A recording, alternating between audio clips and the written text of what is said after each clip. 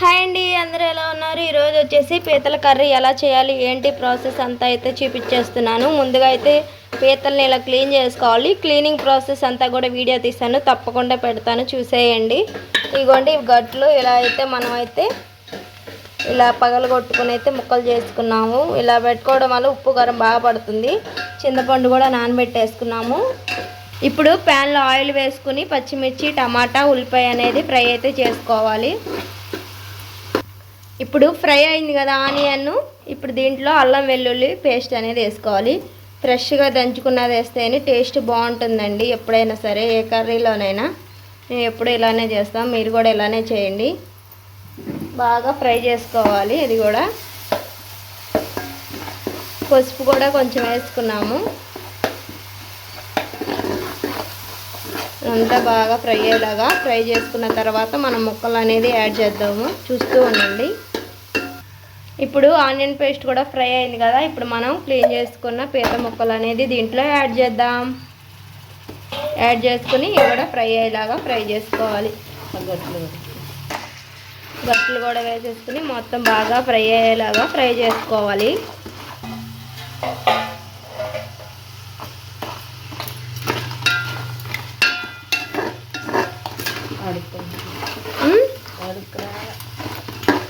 ఇప్పుడు ఫ్రై అయిపోయింది కదా, ఇప్పుడైతే గల్లుప్పు అయితే వేస్తున్నాము. గల్లుప్పే టేస్ట్ బాగుంటుందండి.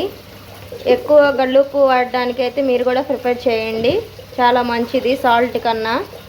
ఇప్పుడున్న జనరేషన్లో అన్నీ మనం త్వరగా అయిపోవాలని చూస్తాం కదా, కానీ గల్లుప్పు అనేది హెల్త్ కూడా చాలా మంచిది. నేను గుజ్జు కూరలు అన్నింటిలో కూడా గల్లుప్పే వాడతాను, మీరు కూడా అదే వాడండి. ఫ్రైడ్లో అంటారా సాల్ట్ వాడతాం కాబట్టి గుడ్డు కూడా వేసేస్తాను దీంట్లోనే. ఇదంతా బాగా ఫ్రై అయ్యేలాగా ఫ్రై చేసుకున్నాము.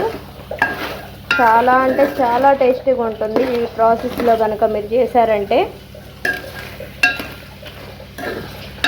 మీలో ఎంతమందికి ఇష్టం అనేది కూడా తప్పకుండా కామెంట్ చేయండి. పీతల కర్రీ అనేది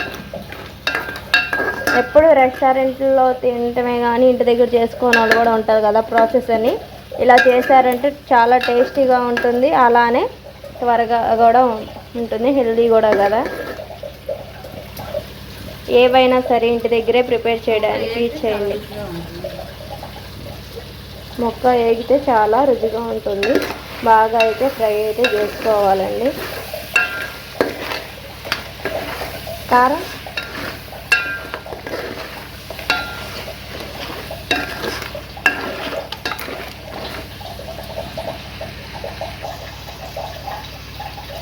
ఇప్పుడు కారం కూడా వేస్తున్నాము.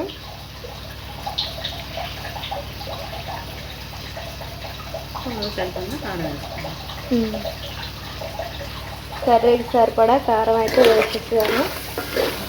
మొత్తం బాగా ఫ్రై అయ్యేలాగా ఫ్రై చేసుకున్నాము. మనకి గ్రేవీగా అంటే పులుసుగా కావాలంటే చింతపండు పులుసు వేసుకోవచ్చు, లేదు ఫ్రైగా అంటే ఇలానే ఉంచేస్తే మనకి ఫ్రై అయిపోతుంది. పొడి మసాలా అనేది వేసుకోవాలి, వేసుకుంటే టేస్ట్ అనేది బాగా ఇంక్రీజ్ అవుతుంది. హోమ్ మేడ్ గరం మసాలా అనేది నేను ప్రిఫర్ చేస్తానండి. అది వేస్తేనే మనకి టేస్ట్ అనేది చాలా ఇంక్రీజ్ అవుతుంది. నేను ఆ వీడియో కూడా త్వరలోనే చేసి అయితే పెడతానే ట్రై చేస్తాను. ఇప్పుడు ఇదంతా బాగా ఫ్రై అయ్యేలాగా ఫ్రై చేసుకోవాలి. చూస్తున్నారు కదా, ఫ్రైలా కావాలంటే ఇలానే కొంచెం వాటర్ వేసుకొని ఫ్రై చేసుకుంటే సరిపోతుంది. లేదు మనకి కర్రీలా రావాలంటే చింతపండు పులుసు పోసుకోవాలి. చింతపండు గుజ్జు వేయడం వల్లనే టేస్ట్ బాగుంటుంది నాకు తెలిసినంత వరకు అయితే. చూడండి, ఇలా అయితే బాగా ఫ్రై చేసుకోవాలి. ఇప్పుడు ఫ్రై అయినాయి కదా, దీంట్లో మనం చింతపండు పులుసు అనేది వేస్తున్నాము.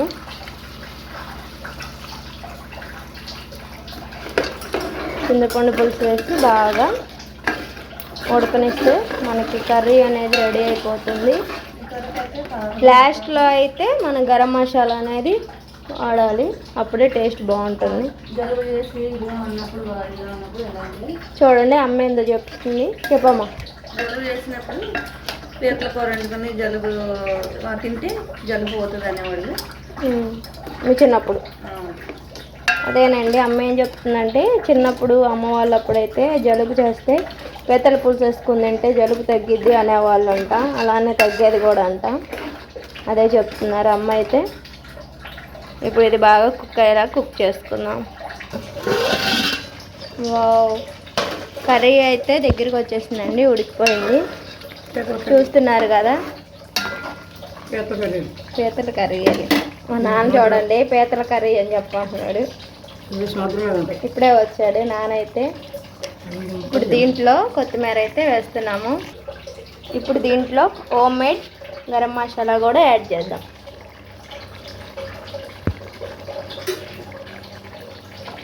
ఇదేనండి టేస్ట్ అనేది బాగా ఇంక్రీజ్ చేస్తుంది. మీ దగ్గర హోమ్ మేడ్ లేకపోతే నార్మల్ గరం మసాలానే వేసుకోవచ్చు.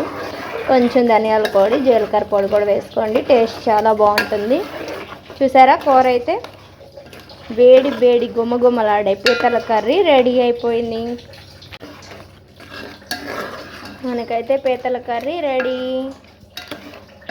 చాలా అంటే చాలా టేస్టీగా, ఎమ్మీగా, చాలా బాగుంటుంది పీతల కర్రీ అనేది. నచ్చితే తప్పకుండా మీరు కూడా ట్రై చేసి ఎలా ఉందనేది కామెంట్ చేయడం మర్చిపోవద్దు. Please subscribe.